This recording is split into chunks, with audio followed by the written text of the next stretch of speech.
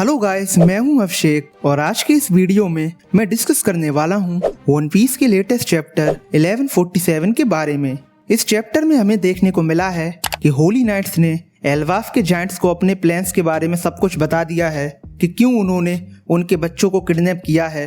इसके अलावा इस चैप्टर में हमें जानने को मिला है कि ब्रुक शायद गंको को पहले से जानता है। तो विदाउट वेस्टिंग एनी टाइम इस वीडियो को स्टार्ट करते हैं, लेकिन उससे पहले इस वीडियो को लाइक जरूर करें और इस चैनल को सब्सक्राइब करना ना भूलें।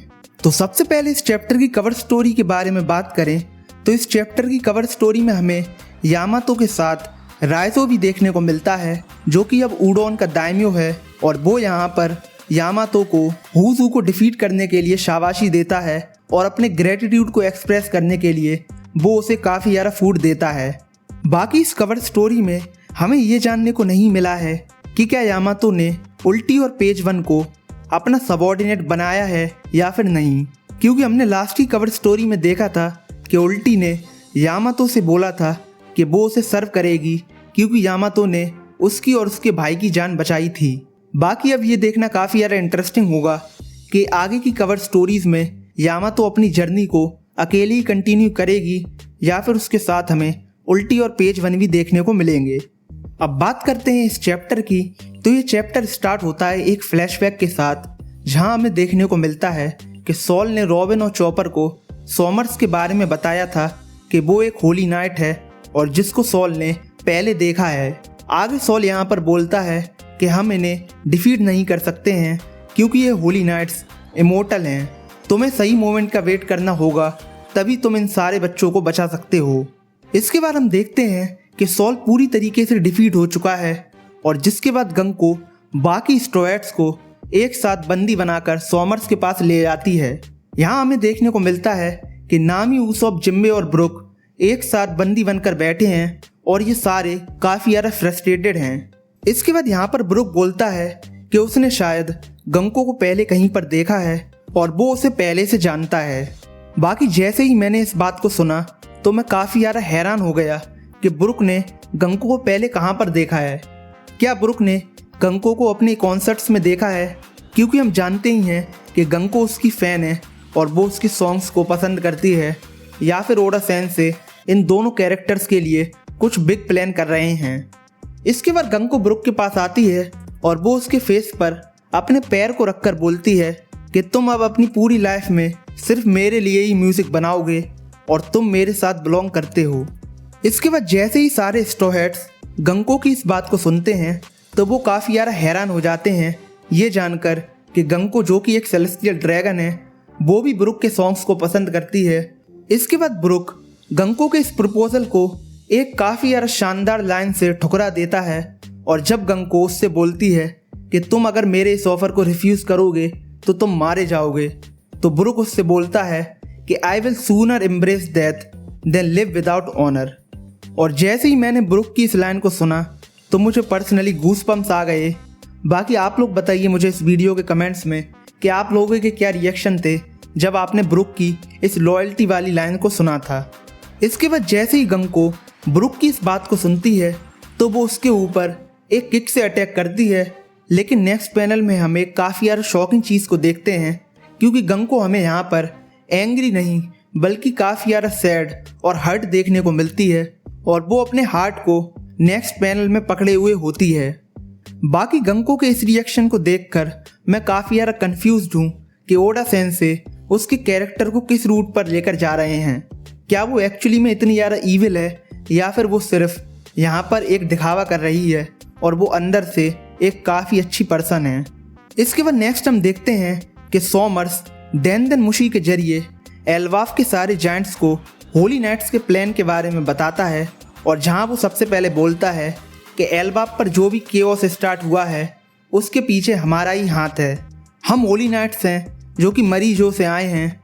तुम सबको पता ही होगा कि हमने तुम्हारे 10 बच्चों को किडनैप कर लिया है और इसके अलावा हमने ऑरेंज दाढ़ी वाले जायंट को भी डिफीट कर दिया है, जो कि इन बच्चों को फ्री करने के लिए आया था।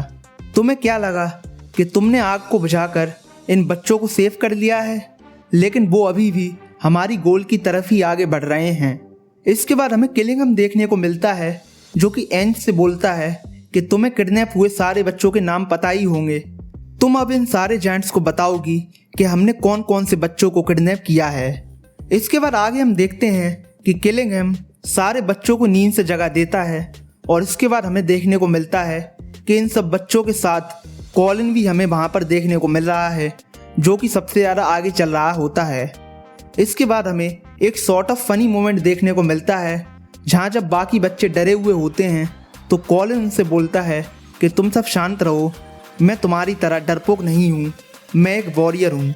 लेकिन जैसे ही इसके बाद वहाँ पर हमें 2 मॉन्स्टर्स देखने को मिलते हैं तो इन सारे बच्चों के साथ साथ कॉलिन भी काफ़ी ज़्यादा डर जाता है। इसके बाद हमें एक और फनी मोमेंट देखने को मिलता है, जहाँ पर हम देखते हैं कि एल्वाफ के जायंट्स की शिप पर मदर्स वाली मॉन्स्टर्स आ जाती हैं और जितने भी जायंट्स वॉरियर हैं इंक्लूडिंग डोरी और ब्रोगी, वो इन सारी मदर्स को देखकर काफ़ी ज़्यादा डर जाते हैं, क्योंकि इन सब जायंट्स को इन मॉन्स्टर्स के अंदर अपनी अपनी वाइफ्स की झलक देखने को मिलती है। इसके बाद हम दोबारा से सॉमर्स के मैसेज को कंटिन्यू होता हुआ देखते हैं, जहाँ पर हंसकर वो सबसे पहले बोलता है कि माइटी जायंट्स वॉरियर की भी शिप अब क्रैश हो चुकी है। इसके बाद आगे वो बोलता है कि मैं अब लेजेंडरी वॉरियर माइटी एल्डर जरुल को एड्रेस करूँगा, क्योंकि अब जब एल्वाफ पर कोई भी किंग नहीं है तो एल्डर जरुल ही तुम्हारे लिए बोलेगा। इसके बाद हमें रिप्ली और फ्रैंकी देखने को मिलते हैं, जो कि डोरी और ब्रोगी की क्रैश हुई शिप के पास भागकर जा रहे होते हैं और यहाँ पर रिप्ली बोलती है कि मैं उम्मीद करती हूँ कि जो बॉस हैं वो सेफ होंगे। इसके बाद सॉमर्स आगे बोलता है कि हमारा गोल सिंपल है, तुम जायंट्स हमारे लिए बैटल स्लेव्स की तरह काम करोगे, अदरवाइज हम देखेंगे कि वो बच्चे एज अ होस्टेज कितने ज़्यादा वैल्यूएबल हैं। इसके बाद आगे सॉमर्स बोलता है कि मैं जानता हूँ कि तुम सब जानना चाहते हो कि वो 10 बच्चे कौन से हैं जिन्हें हमने किडनैप किया है और वो अभी कहाँ पर जा रहे हैं। मेरे पास इन सारे बच्चों के नाम हैं। इसके बाद हमें एक एक करके इन सारे बच्चों के नाम जानने को मिलते हैं, जिसको सुनकर उनके फैमिली वाले काफ़ी ज़्यादा वरीड हो जाते हैं। इसके बाद आगे सॉमर्स बोलता है कि पहले तो हमने सिर्फ 9 बच्चों को ही किडनैप किया था, लेकिन उसके बाद एक बच्चा इन्हें बचाने आया था और अब हमने उसे भी किडनैप कर लिया है और उस बच्चे का नाम है द लिटिल वॉरियर कॉलन। बाकी जैसे ही सॉमर्स कॉलन का नाम लेता है तो हमें नेक्स्ट पैनल में गवान और रिप्ली एक साथ देखने को मिलते हैं, जहां गवान उससे बोलता है कि तुमने सुना replay, I am so proud of my boy. जिसके बाद एक जायंट गवान से बोलता है कभी इस बात पर ब्रेक करने का टाइम नहीं है। इसके बाद सॉमर्स आगे बोलता है कि लिसन क्लोजली एल्वाफ, अब हम अपनी डिमांड्स को आगे रखेंगे। वॉरियर्स को स्कूल्स और लाइब्रेरी की कोई भी ज़रूरत नहीं होती है और ना ही उन्हें उनकी पॉइंटलेस हिस्ट्री की ज़रूरत है। मैं चाहता हूँ कि तुम उन्हें जला दो और अपनी अलीजेंस को हमारे लिए स्वेयर करो, और अगर तुम ऐसा नहीं करोगे तो हम एक एक करके तुम्हारे बच्चों को मार देंगे। बाकी जैसे ही जायंट्स इस बात को सुनते हैं तो वो काफ़ी ज़्यादा गुस्सा हो जाते हैं और इसके बाद सॉमर्स बोलता है कि एल्डर जरुल, द चॉइस इज़ योर्स। इसके बाद आगे एंज बोलती है कि ये स्कूल एल्वाफ की पीस का सिंबल है और इस लाइब्रेरी के अंदर ना सिर्फ एल्वाफ की हिस्ट्री बल्कि पूरे वर्ल्ड की नॉलेज भी रखी हुई है, जिसको बचाने के लिए ओहारा के स्कॉलर्स ने अपनी लाइफ को सेक्रीफाइस किया था। बाकी कोई बेवकूफ़ एंज को ये बताओ कि वो ओहारा की बुक्स वाली बात को होली नाइट्स को अगर बताएगी तो वो इसे वर्ल्ड गवर्नमेंट को भी बता देंगे और जिसके बाद एल्वाफ पर खतरा और भी ज़्यादा बढ़ जाएगा। इसके बाद इस चैप्टर के एंड में हम देखते हैं कि जैसे ही सॉमर्स बच्चों को मारने वाली बात को बोलता है तो हमें एक काफ़ी यार शानदार पैनल देखने को मिलता है, जहां एक तरफ से गवान और दूसरी तरफ से रॉबिन इन बच्चों को बचाने के लिए होली नाइट से फाइट करने के लिए जा रहे होते हैं।